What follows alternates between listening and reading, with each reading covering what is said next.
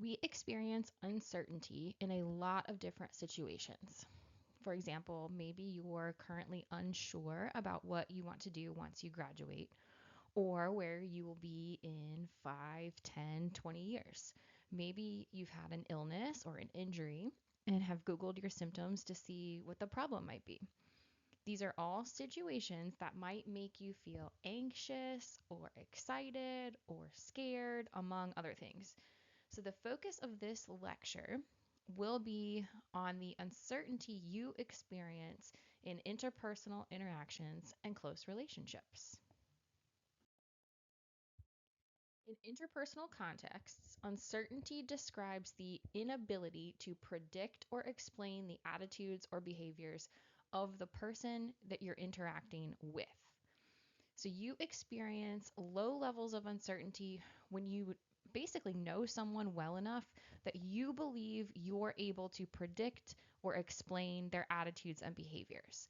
And on the flip side, you experience high uncertainty when you feel insecure or unsure about your ability to predict or explain a person's attitudes or behaviors. And maybe that's because you don't know that person very well, though there could be other reasons that you feel higher levels of uncertainty too. In initial interactions and early stages of relationships, we experience higher levels of uncertainty because those are situations where we don't really know the other person that well, if at all, right? And it's through mutual disclosure and exchanging information that we gain more information about them. And the more information we have about them, the less uncertainty we experience in interacting with them.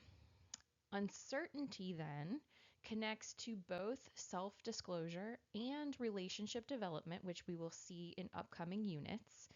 But briefly, your relationship with someone develops as you exchange information with them, right? And as you exchange information, the better you get to know the other person, the better they get to know you, and the better that you know someone, the less uncertainty you experience. And that allows that relationship to develop. We experience uncertainty about ourselves. We experience uncertainty about the people we're interacting with. We experience uncertainty about relationships. And so it makes sense then that there are three main types of interpersonal uncertainties.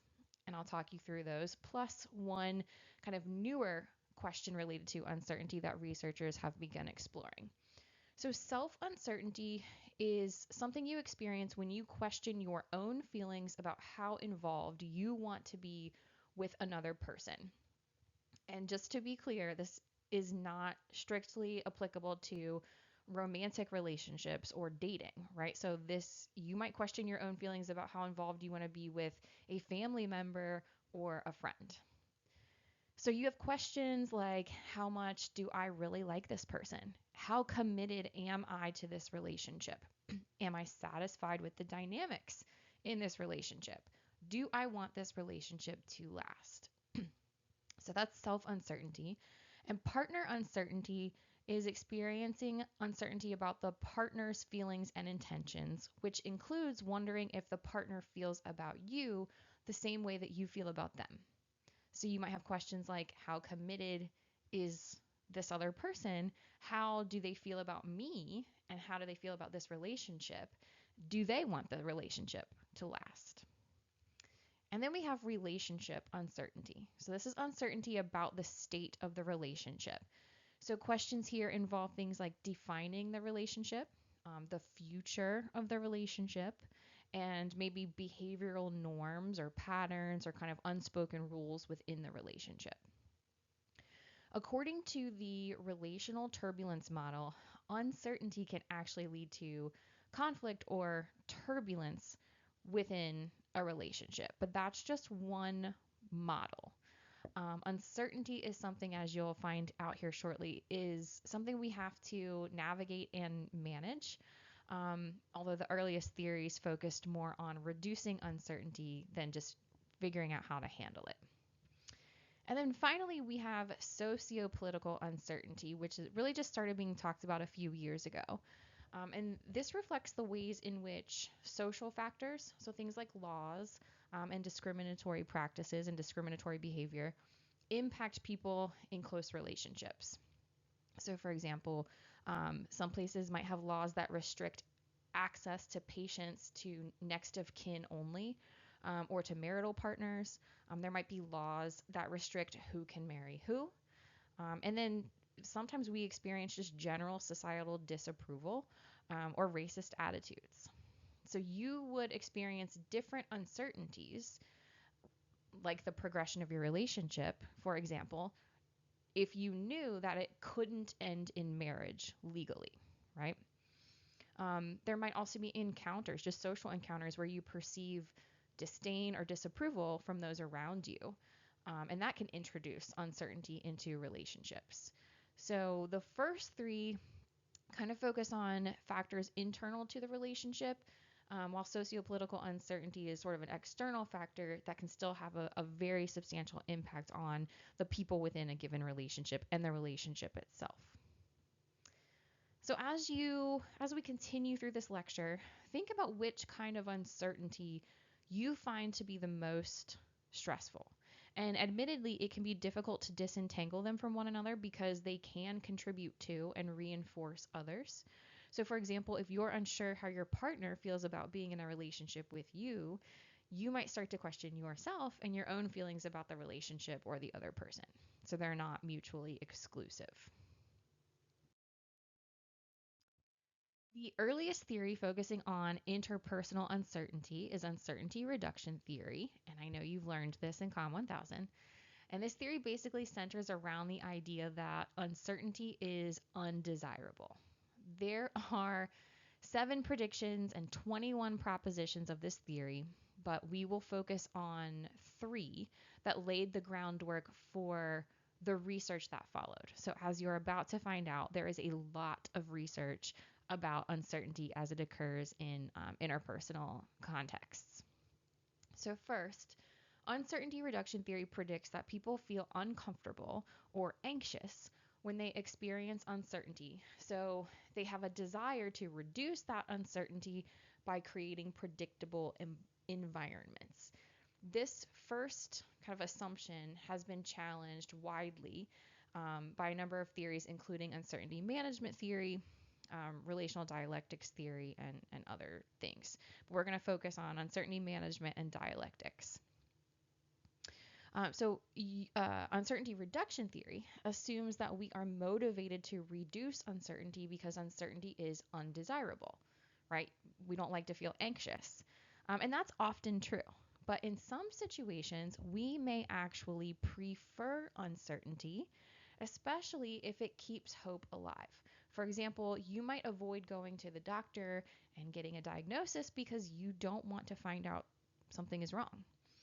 Or you might avoid certain topics or seeking information in some relationships because gathering information could actually make you feel worse. A commonly avoided topic among college students is the future of a given relationship, right? So when you graduate or you get close to graduation, even though you know you should, you may not want to talk to your partner about the relationship potentially ending because the two of you may have different plans and goals, and those things might have to happen in different places and at different times. So this is a commonly avoided topic among college students. So uncertainty management theory predicts that we're not always motivated to reduce uncertainty, and instead we manage it because it's not inherently good or bad, right? It just kind of depends on the situation. In fact, uncertainty really only produces negative emotions like anxiety when not knowing something is perceived to be as harmful as knowing something. In many cases, uncertainty can reduce negative emotions. It can promote neutral or even positive emotions, right? So sometimes it doesn't matter if you don't know or if you know or don't know something. And other times you feel excited about the prospect of not knowing. We would never pull off surprises if everybody in our social circle was constantly motivated to reduce uncertainty, right? So uncertainty can certainly be a good thing. Dialectics theory acknowledges that we often have competing or contradictory needs which creates a tension called a dialectic because we can't meet both of those needs at the same time. And so the predictability novelty dialectic reflects this tension between kind of appreciating the ability to predict others' attitudes and behaviors and the feeling of stability that comes with that versus the desire to experience new things and the excitement of those experiences. So, on the one hand, we don't like it when things are too predictable because that's boring. On the other hand, you appreciate some level of predictability because you'd be stressed if you were trying to figure out what the other person is going to do or say on a daily basis, right? So, this theory supports the idea that uncertainty is sometimes desirable and sometimes it's not. So, we sort of swing back and forth between those two needs. So, it probably makes more sense to think of uncertainty as something that can be good, bad, and everything in between. And our feelings about it determine whether or not we act in ways to reduce it. Uncertainty reduction theory also predicts that we communicate in various ways to gather information about others so that we can reduce our uncertainty about them. This is especially true in those initial interactions when we are meeting someone for the first time or the first few times, maybe. And in these interactions, we don't really know the other person, so the uncertainty is quite high. So, how do we gather information about other people that we don't know? Well, one of the ways we seek information is by asking questions and engaging in mutual disclosure, right? And we typically start with superficial topics, nothing too personal early on in the relationship, right? And then get into more intimate topics as we get to know the other person and become more confident in our ability to predict how they will react, right? And we will talk about this in much more detail when we get to the disclosure and the privacy unit. But the argument here is that as communication increases, uncertainty decreases because the more we know someone, the better we can predict their behavior. Usually. This isn't always true. Think about situations where you've maybe found out something shocking or disappointing about a close friend, a romantic partner, a family member, right? Someone that you know really well. You previously felt pretty certain about them and your relationship with them, but this new information, whatever it might be, is unexpected, and that might actually increase your uncertainty about them. So you were previously felt pretty confident in your ability to understand them, and now something new comes to light and you're questioning things. There are also some situations in which more information actually increases uncertainty. And this is particularly true in already established relationships, right? So, for all of the behaviors you see here, people reported feeling as if they knew the other person less after these events took place. And people describe this as maybe like finally seeing someone's true colors or finding out who they really are. So, some things that can increase your uncertainty in existing relationships would be competing relationships, right? So, learning that this person maybe wants to spend time with someone else, unexplained loss of contact or like a decrease in closeness, right? So, you're noticing that the communication or the intimacy of the relationship has decreased for what you believe to be no reason, right? So, you can't pinpoint any causal factor here. Learning that someone has engaged in sexual activity with someone else. And this can be true, like if in a romantic relationship you find out your partner cheated on you, but this might also be you find out like a friend maybe cheated on their partner, right? And so that can create some uncertainty between or within you and between you and the friend. Certainly, when people lie or are misleading, so they engage in deceptive communication, that can make you feel less confident in your ability to understand them. If a person changes in some way, so you kind of realize they're different from what they used to be or what you expect them to be, that can increase uncertainty. and whenever someone betrays you, right? So they shared private information without your consent, that can increase your uncertainty about them and the relationship. Finally, uncertainty reduction theory predicts that people use many different strategies when seeking information to reduce their uncertainty. There are four kind of main categories of strategies. Passive strategies are indirect and non intrusive. So, this involves things just like observing others and then using those observations to make assumptions about them. If someone is wearing a ring on their left hand, for example, you might assume they're married or engaged. And so you're going to choose not to approach and flirt with that person. Or you might just be generally kind of watching someone from a distance to try to get a sense of their emotional state or their demeanor, personality, things like that. Active strategies involve either manipulating the environment or involving a third party in your situation here. So, in the first example, you can set up mini social experiments to gather more information. So, something like typing a letter um, to someone you're dating and requesting a meeting and then leaving it on their car. But you don't sign your name, you sign it from your secret admirer, right? And you might do this to see if your partner would, first of all, tell you about it, and second of all, go to the meeting, right? In the second example involving a third party, you might ask your friends to help you make sense of a certain behavior, right? So maybe you're having trouble determining if someone is attracted to you. So you ask your friends what they think about it. Secret tests are a special kind of active strategy, and we'll discuss those in more detail here in just a few minutes. Interactive strategies involve actually engaging with the person in question, so asking them questions and encouraging disclosure. And extractive strategies are using online resources basically to get information without interacting with the person. So, Googling someone, looking at their social media or LinkedIn profiles, looking at their online activity, those kinds of things. You can use the other three strategies online as well, but passive and active strategies are more difficult to perform online. You can also use multiple strategies in a single situation, right?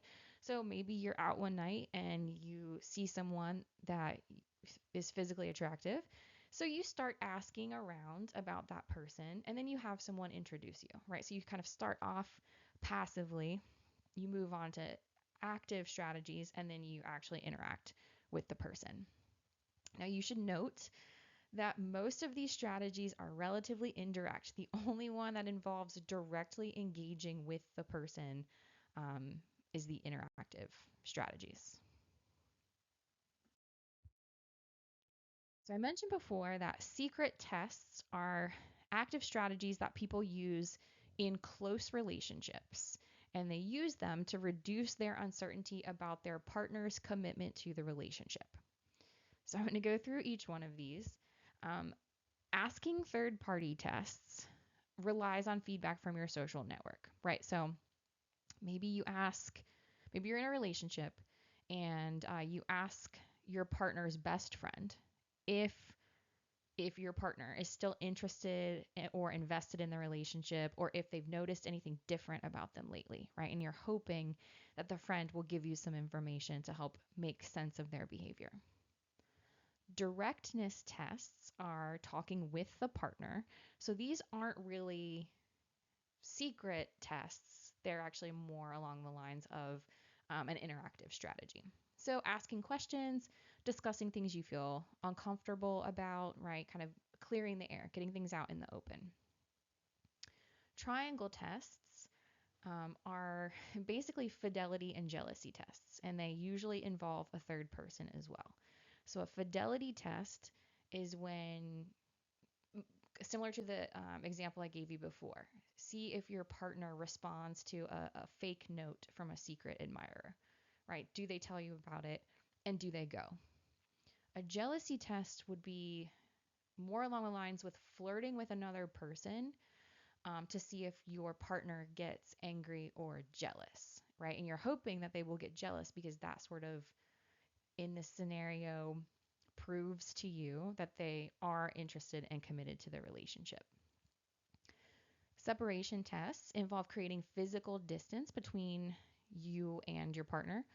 So basically, you're seeing if your relationship can survive while you um, are, I don't want to say taking a break, but while you're not in constant contact with the other person, right? So maybe you're traveling for the summer or you take an internship and you're physically separated from your partner. Will that relationship last? A more short term example might just be to see how long it takes your partner to text or call you, right? So you don't initiate contact with them, see how long it takes them to finally reach out. Endurance tests reduce the rewards for the partner while increasing the costs of them staying in the relationship. So you're basically testing their limits. Can they handle it? So maybe you start acting like a jerk, or you pretend to be aloof. Maybe you disrespect some existing relational rules, like arriving late to something or dressing really sloppily.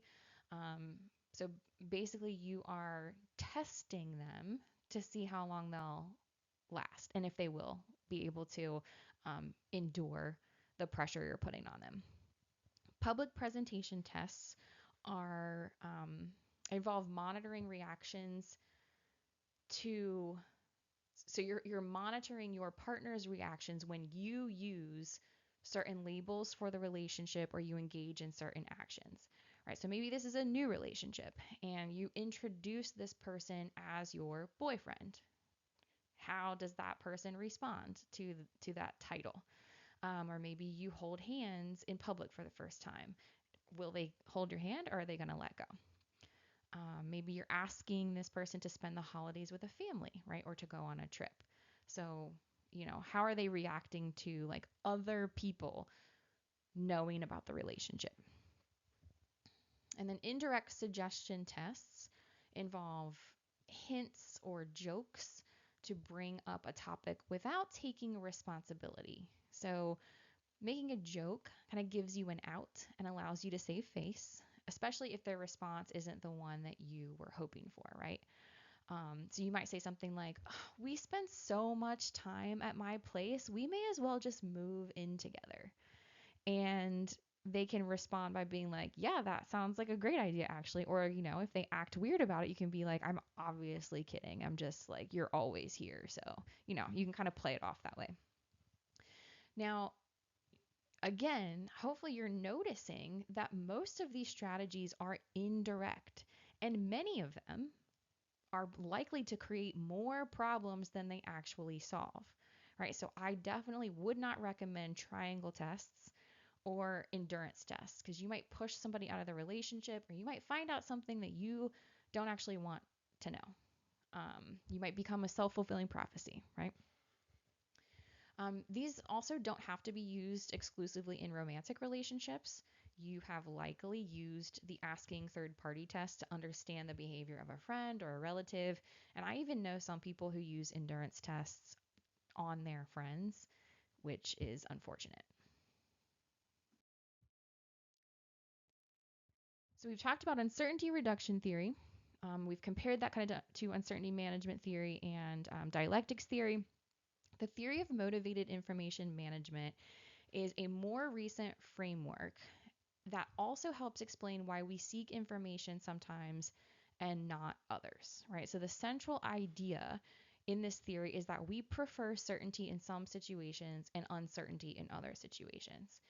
So this theory identifies three phases that you go through to determine whether to reduce your uncertainty by seeking information or not. So the first phase is the interpretation phase. So in this phase, you first notice something called uncertainty discrepancy. And we are motivated to reduce uncertainty in situations when we are experiencing a difference between the amount of uncertainty we have and the amount of uncertainty we want or are comfortable with, right? So if the uncertainty discrepancy makes you feel anxious, you might be motivated to reduce it. But if you feel okay with it, then maybe you're not motivated to reduce it, right? So it's how you feel, it's how you emotionally respond to the uncertainty or to the uncertainty discrepancy, not the uncertainty itself. And that's what motivates action according to this theory. If you do feel negatively about the uncertainty discrepancy, you will enter the evaluation phase to decide whether to reduce the uncertainty or not. And so your decision depends on two things. The first is your outcome expectancy. So this is the extent to which you expect the outcome of your information search to be positive or negative. So you think about the possible outcomes of seeking information to reduce your uncertainty. Are they positive? Are they negative? And this can refer to both the content of the information, right? So will that be positive or negative? As well as the process of seeking information, right? So sometimes even asking a question about something can signal distrust, or it could be interpreted as an invasion of privacy, right? So you are keeping both of those things in mind when you're thinking about your outcome expectancies. The second um, thing that motivates you to seek information or not is your efficacy. And this is your ability to find information and then cope with that information once you have it. So, are you going to be able to deal with it if it is negative, right? And then finally, you make a decision to seek information or not. Typically, if you expect positive outcomes and you feel capable of finding and coping with the information that you seek, you will be motivated to reduce uncertainty by seeking information. This is a fluid process, though. So you might get all the way through the evaluation phase and intend to seek information and then change your mind, right? Maybe it becomes too scary. You might also be motivated to seek information just based on the emotions you're experiencing, right? And this is similar to what uncertainty reduction theory predicts, that it's that like anxiety and that discomfort that motivate you to reduce uncertainty. You might also consider outcomes and efficacy kind of simultaneously, or evaluate outcomes before you think about efficacy. So this theory acknowledges that the information provider goes through a very similar process to determine whether to give the information to the person seeking it and how to go about doing so. So what you see here is just the model from the perspective of the information seeker, but the information provider's behavior will influence this model as well. So that's just something to keep in mind. This theory is a little bit more advanced than the other uncertainty related theories. And so if you have any questions about that, certainly reach out. It's a bit more complicated than what I'm presenting here as well, but I'm, again, trying to make it kind of simple and manageable for you all at this level. The next theory is expectancy violations theory, and it is one of my favorites for a couple of reasons. The first is that it was developed to understand what happens when people engage in nonverbal behaviors that violate our expectations.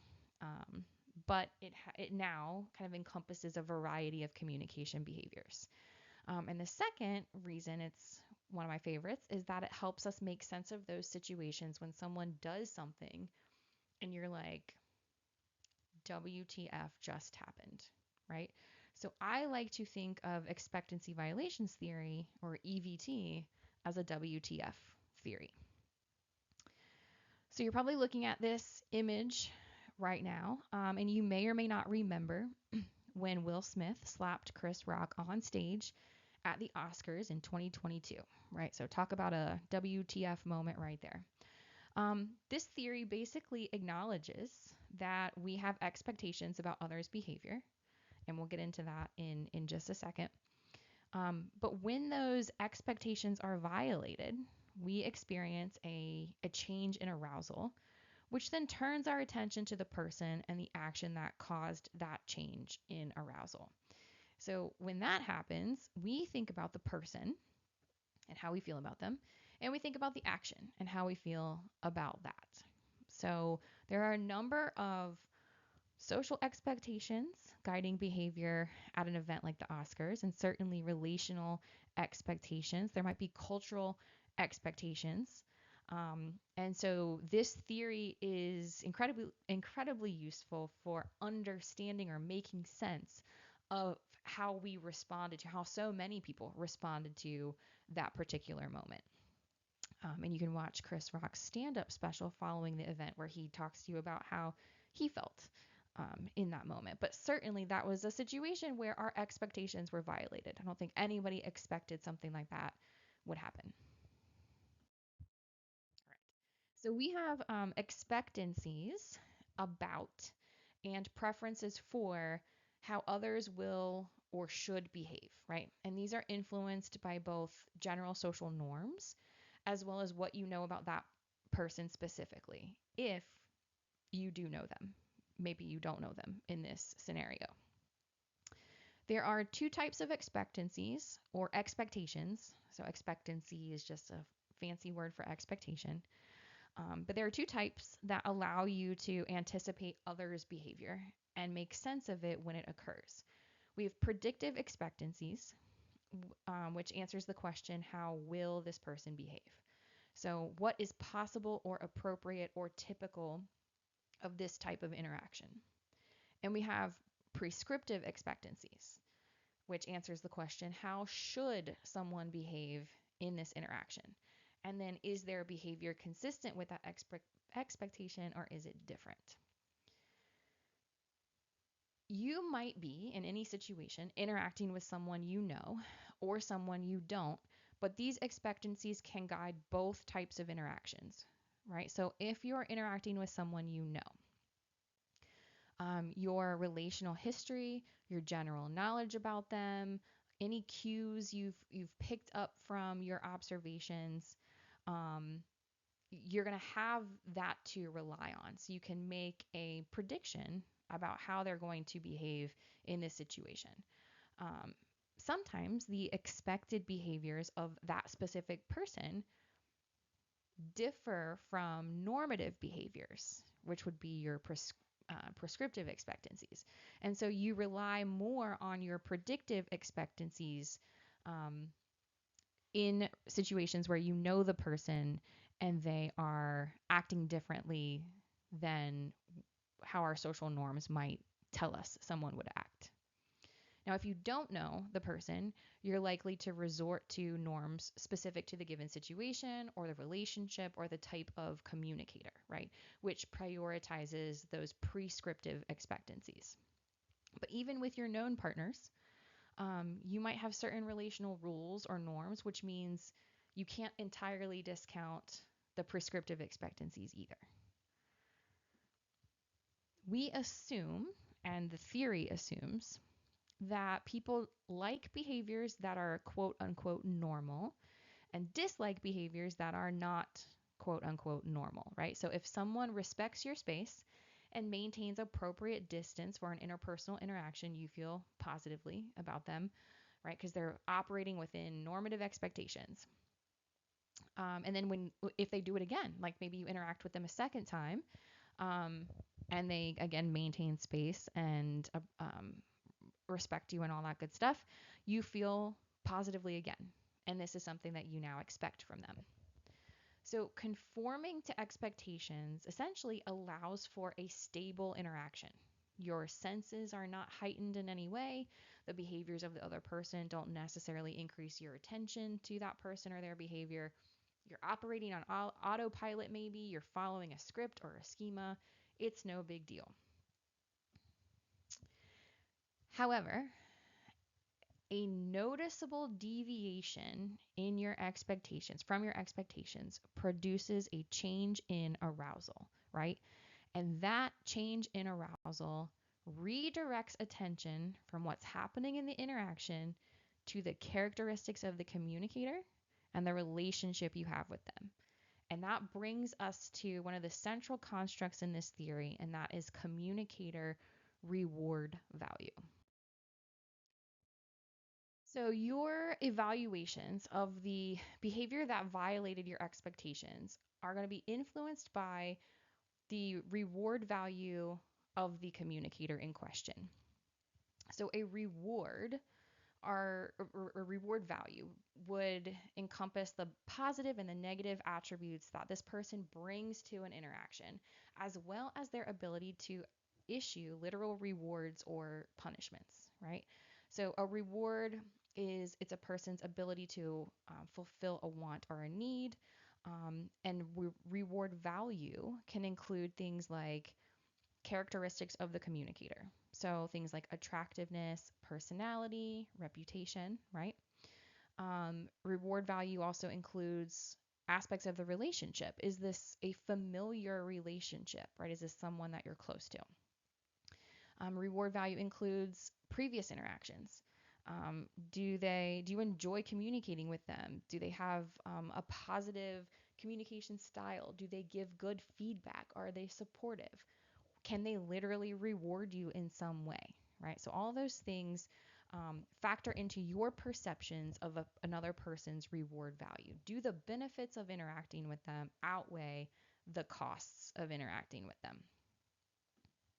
So the reward value then influences how you interpret the violation, right? Are you assessing the violation that occurred as positive or negative? Um, and the reward value influences how you interpret the behavior and how you evaluate the behavior. So the behavior, any behavior, can be interpreted in different ways depending on who commits it and the relationship between those individuals. So a spatial invasion committed by a high reward person, for example, could be interpreted as a sign of affiliation. But if it's a low reward person and they invade your space, you might see that behavior as aggressive, right? So expectancy violations theory predicts that violations committed by a high reward communicator will be interpreted positively. Now, how a behavior is evaluated. So um, the the affective or the emotional response to many behaviors depends on their source, right? If you like the person committing the action, you're more likely to evaluate the violation more positively. So, for example, people who interact in close proximity to you, that would be desirable when the violator is an attractive or familiar person, right? But it would be seen as threatening or undesirable if the violator is unfamiliar to you or otherwise undesirable, right? So you're kind of assessing the individual engaging in the behavior, and your assessment of them then impacts how you interpret the behavior as well as how you evaluate the behavior. So, highly rewarding communicators can and maybe should violate expectations, while less rewarding communicators should conform to expectations. Now, again, reward value is not always based in objective reality. So I might find someone to have rewarding characteristics that are different than the rewarding characteristics that, or the characteristics that you deem to be rewarding, right? So this is going to vary depending on the people involved in the interaction. But to kind of simplify this theory, basically what's happening is, let's say you did something unexpected to me, or around me or near whatever. And but I like you, so I like that thing that you did, and so now I'm happy, right? And that's an oversimplification of the theory, but for our purposes, I think that helps to kind of put all the pieces together. So if you want to learn more about expectancy violations theory and focus more on the kind of nonverbal behaviors that can violate expectations, then again, I encourage you to sign up for the nonverbal communication course. But otherwise, we are finished with our unit on uncertainty here.